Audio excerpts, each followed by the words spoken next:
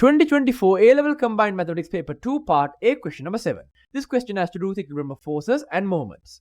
The question says, a uniform rod AB of length 4A and weight W is kept in equilibrium with its upper end B against a smooth vertical wall and the lower end A on a smooth plane which is inclined an angle of 30 degrees to horizontal by applying horizontal force P to the rod at a point C where length AC is equal to A.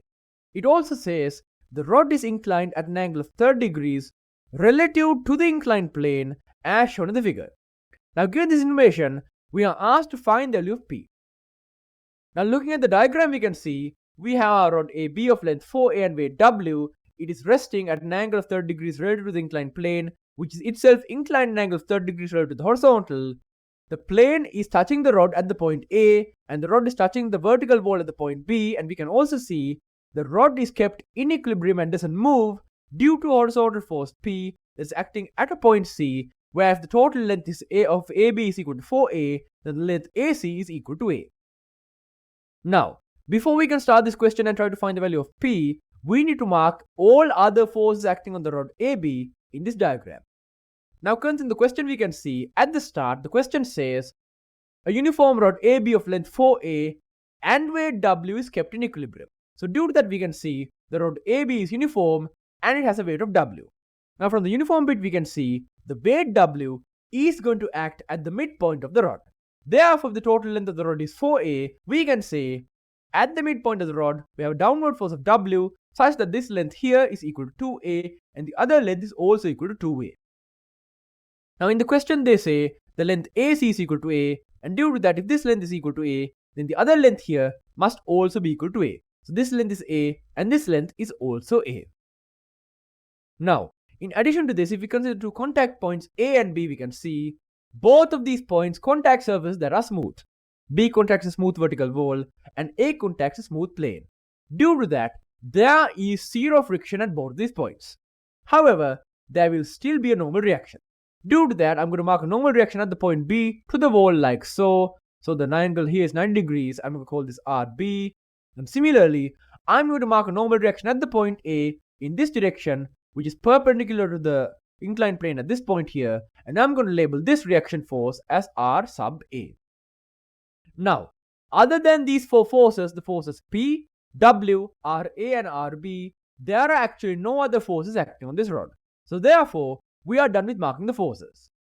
Now with this, what we need to do is to apply the laws of equilibrium to this system and say, if this system is in equilibrium, we can say, by equilibrium,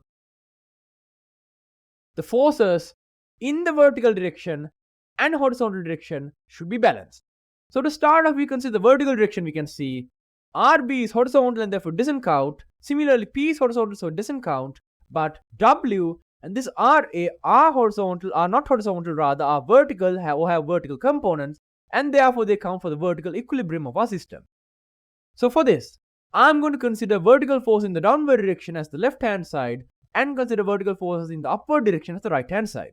So considering that, we can see the vertical force in the upward and downward direction must be equal, and therefore the left hand side I have W downward, so I have W and must be equal to the vertical force in the upward direction, and therefore it must be equal to the vertical component of the force RA.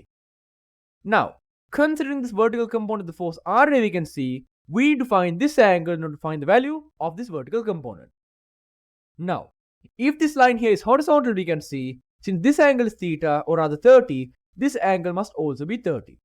Now we also know that RA is perpendicular to the inclined plane, and therefore this angle here is 90 degrees. Now if that angle is 90 degrees but this angle is 30 degrees, then this small angle here must be 60 degrees. So the angle here is 60 degrees, this angle is 90 degrees, and therefore if R is the hypotenuse, the vertical component is going to be RA sine 60. And therefore we can see vertically upward, we have RA sine 60, which is equal to the vertical downward component of W. So we have this equation from the vertical equilibrium.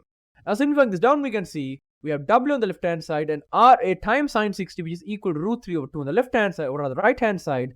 So if we have this part here and this part here, we could take this 2 over root 3, or rather root 3 over 2, the other side is 2 over root 3, and write that RA is equal to 2W over root 3. I'm going to call this equation number 1. Now in this case, we actually want to write all of our values in terms of W. The reason we want to do that is because in the question, W is the only force other than P that is given to us. We are not given RA and RB and are rather expected to find them by ourselves. So therefore, we can assume W to be known. So due to that, I will make all other forces the subject and try to make W the other part of the equation. So here, I am writing RA in terms of W and I'm going to call this equation number 1. Now similarly, if we consider force in the horizontal direction, we can make another equation. So for this, I'm going to consider force in the rightward direction as being positive on the left hand side. I'm going to consider force in the left hand side direction as being positive on the right hand side. So therefore, when I make an equation here, we can see all the forces in the rightward direction are going to be on the left hand side, which are going to be P and actually only P, because there are no other forces in the right hand direction. Every other force is leftward, and therefore we have P equals, and on the other side we can see we have RB leftward, so that's RB. But then we have RA's horizontal component in the leftward direction. Now once again, considering this triangle, we can see if this angle is 60 degrees, we can see the horizontal component is adjacent to that, and therefore we have RA cosine of 60 being the component in the leftward direction. So therefore we have plus RA cosine of 60 here. Now if I move the first equation upward a little bit and consider simplifying the second equation, I can see RA cosine of 60 turns into RA times half, as cosine of 60 is equal to half, and therefore we have P equals RB plus 1/2 RA. Now from equation number 1, I can see RA is equal to 2W over root 3. Therefore, half of RA can be substituted as half of 2W over root 3, and the half and 2 will cancel, leaving us with W over root 3. So therefore, if I apply equation number 1 to this, I can see I get P equal RB plus W over root 3. And I'm going to call this equation number 2. Now with this, we have used equilibrium in the horizontal and vertical directions. And with that, we have found this equation right here. Now in addition to this, we need one more equation. And that last equation can be found using moments. Now considering what we need to find here, since we want P and we want to write P in terms of W, we need to get rid of this RB. And considering RB here, one way we can get rid of RB is to consider equilibrium and consider the moments about any point that we know is going to be stationary. Now in this point, I can see the point A has to be stationary, meaning that the moments about the point A must be 0. So considering that, I can make an equation about the point A, and we can see from that R is going to be cancelled and we have RB, P and W, meaning that if I take the moments about the point A, I'm going to get an equation in terms of P, W and RB, which is exactly what I want, because then I can cancel out RB and get an equation for P in terms of W. So for this, what I'm going to do is to go down and say considering moments about the point A.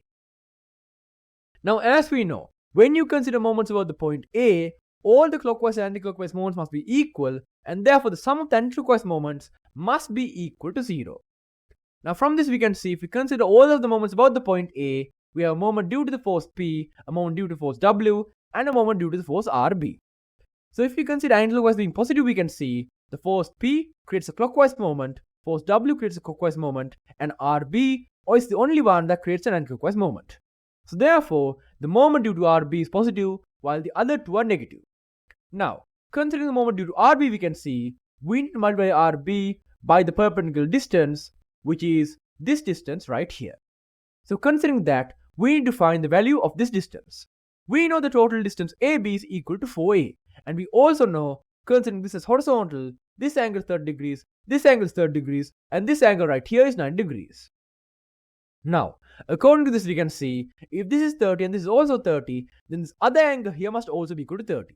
Therefore, the angle in this triangle here is 30 degrees, and according to that, the length here that we're looking for, this perpendicular distance, is equal to 4A times cosine of 30, as this side length is the adjacent angle to the 30 degrees.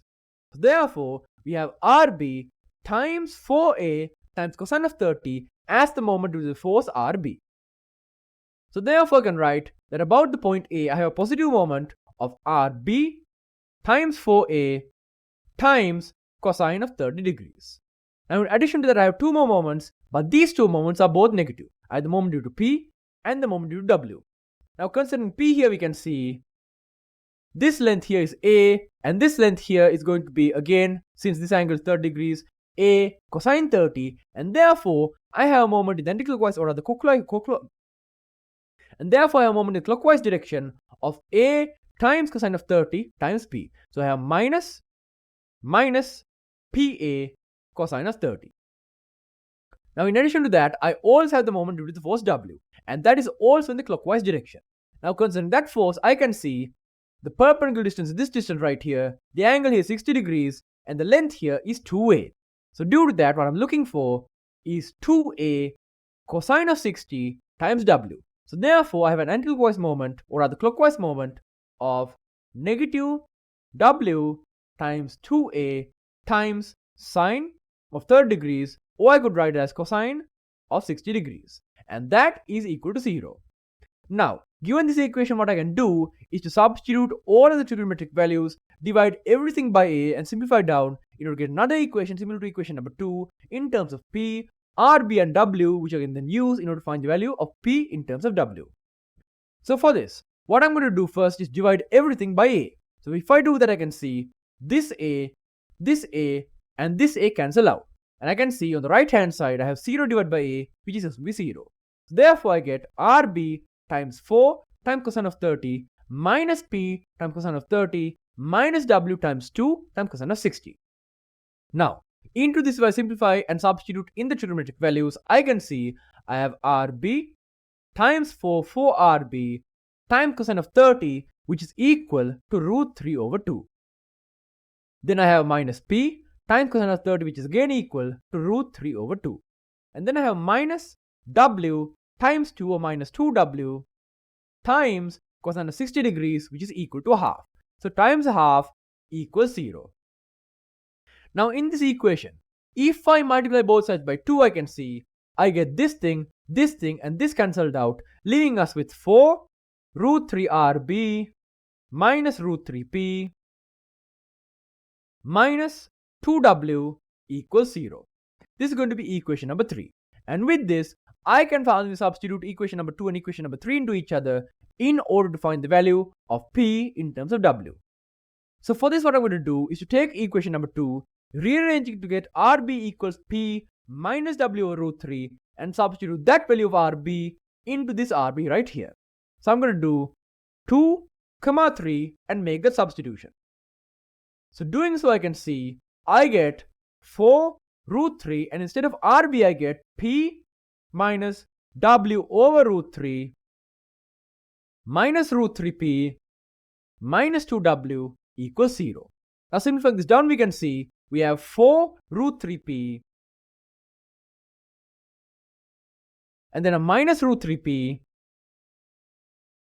minus root 3P, and then we have 4 root 3 times negative W over root 3, which is negative 4W, and then minus 2W equals 0. Now from this, we can see on the left hand side, if we take the p's, we have 4 root 3P minus root 3P, which is 3 root 3P, and if we take the 2W and 4W on the other side, we have 6W in total on the other side.